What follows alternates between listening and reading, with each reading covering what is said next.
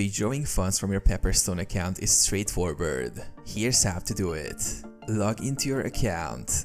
Go to the Pepperstone website and log into the secure client area with your credentials. Navigate to withdrawals. Once logged in, find the funds or withdraw section.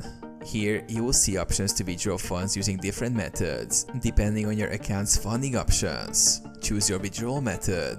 Select your preferred withdrawal method. Pepperstone usually offers options such as bank transfer, credit or debit card, and e-wallets, though availability may depend on your region.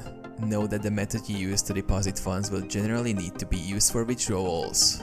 Enter withdrawal details. Input the amount you wish to withdraw and complete any necessary account details. Make sure the information is accurate to avoid delays. Confirm and submit. Review the details and submit your request. Pepperstone typically processes withdrawals within 24 hours, though the time for funds to appear in your account may vary by method.